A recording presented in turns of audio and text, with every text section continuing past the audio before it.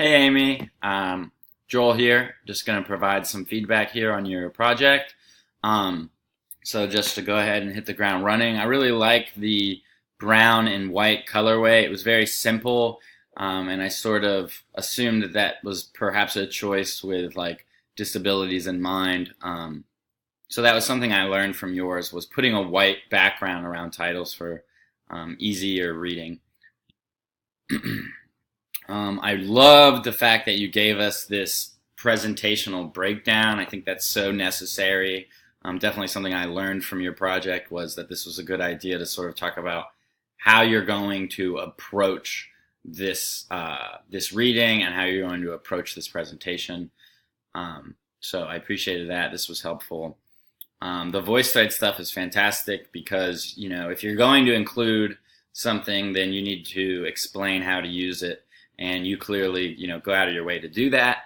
I think that's fantastic. I do think that I might consider requiring that if I was going to use this with my own course, because I didn't do it, even though I thought it was great, because I wasn't required to do it. So I didn't. And so if I'm not going to do it, then our students might not either. So I would consider requiring it.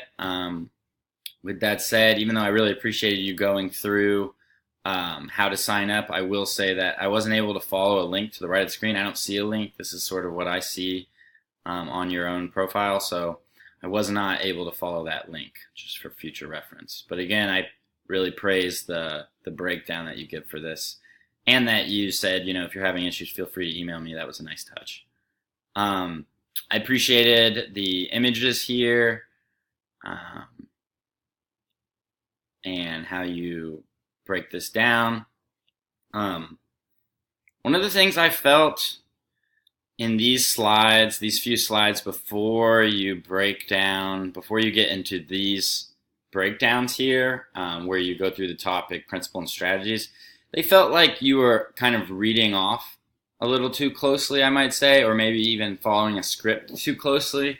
I think you have a very like formal voice, and I think that it would benefit from a little bit more casual discussion. So I might recommend breaking away from reading the scripts a little bit. Although for myself, like, I need to use more script, but I think that you could maybe back off script just a tad. I think that some meta language here might help, where you talk about the reading, how you felt about the reading, and sort of, you know, I think that you can insert some analysis here, and doesn't even have to be analysis, but just something that encourages your readers to reflect a little more. Sometimes with these first 5 or 6 slides, I felt like I'm just trying to keep up, hear the summary, and move on. And I kind of wanted something that would prompt me to reflect or chew on something you said. So that's one thing. I really liked how you separated these, but unless you listen to this slide, the next slides are a little jarring, because I just feel like, you know, generally we read from left to right. So I'll start here when presenting content and choosing technologies for the classrooms either, and then I jump over to OWI principle. So I might just keep in mind the fact that we do read from left and right, so it's going to be natural for readers to move from left to right. So you might instead have the OWI principle at the bottom, maybe even in italics, maybe a slightly smaller font, something to signal like, hey, this principle is underlying the approach, but the situation goes from 1 to 2, right? So in some, this design had me a little confused because really it's 1 to 2, and then this principle underlies it. And we learned that from this, but it's not quite intuitive. So that's one thing I would critique about it. But with that said, I really appreciated that you used repetition here, right? Each slide, you don't move things around. You keep them as they are. And so by the time I got to about the third slide, where you're breaking them down in this way, it was very easy for me to read through and understand. So I really applaud that. And then at the end here, the final thing I would say about this is that I was a little bit confused as to the analysis, and I was trying to figure out why, because in my reading response to you, I said, hey, this is more like Cochrane's analysis, not yours. And then when I watched through, I realized, wait, no, this is really more her analysis. And I think the reason I got 2 different readings was because the way that you go through this analysis, it felt sort of like I think if you were a little more informal and you said, you introduced these bullet points in an informal way, where you said, like, these are things that I'm thinking about as I'm reading, then it would have been clear to me, like, oh, this is your analysis of the reading.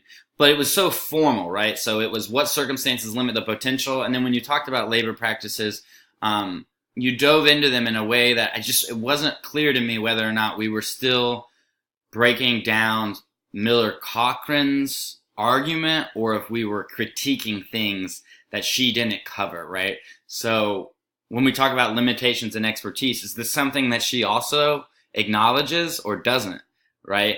Because with analysis, I think analysis is often critique. And this felt like I was waiting for this to be critique, and I think it might have been, but I wasn't quite sure if these were more just things like takeaways that Cochrane mentions herself. And that kind of bled into this connections page. So it was a little bit more clear to me that connections was something you were making, but I still felt like almost didn't understand why an argument was being made for this benefiting of all students if that's not something in the paper. So this seems like an argument that often is made, but I wasn't sure if this was an argument made in the Miller-Cochrane piece or if this was an argument that you thought needed to be made after reading the Miller-Cochrane piece, right? You saw this like sort of underlying things. So I would say, like, if you saw this as an underlying thing that needed to be made explicit, then I would clarify that you're doing that explicit making. But if this is something that is separate that you just think is important to remember for your students, then I might say, like, why Miller-Cochrane doesn't address this stuff, I think it's really important to remember, right? Just some meta discussion that makes it clear sort of when analysis is analysis on your end, when connections are connections on your end, and when they're not connections that you're making, but more explicitly points Miller-Cochrane makes. So that's the last bit of critique I would give. But so in sum, I really love the way that you frame it in the beginning, letting us know where we're going.